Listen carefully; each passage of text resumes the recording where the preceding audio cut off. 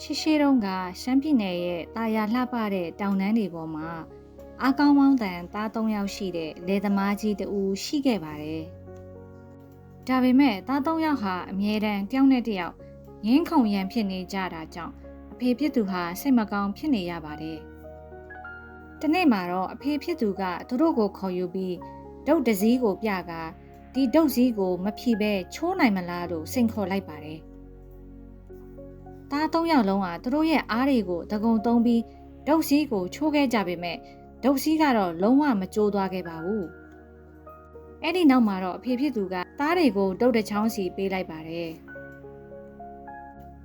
သားတွေကလက်ထဲကဒုတ်တစ်ချောင်းစီကိုတော့လွယ်လွယ်ကူကူနဲ့ပဲချိုးပြစ်နိုင်ခဲ့ကြပါတယ်။သားတို့တစ်ချောင်းနဲ့ရှိတဲ့ဒုတ်ကအားနေပေမဲ့လို့ဒုတ်တွေအားလုံးကိုစုပြီးစီးထားရင်တော့အင်အားကြီးတယ်။မင်းတို့လည်းစီးလုံးမအောင်မြင်မယ်လို့အဖေဖြစ်သူကသင်ခန်းစာပေးခဲ့ပါတယ်။စီးလုံးချင်းကအင်အားပါပဲ။ Unity is strength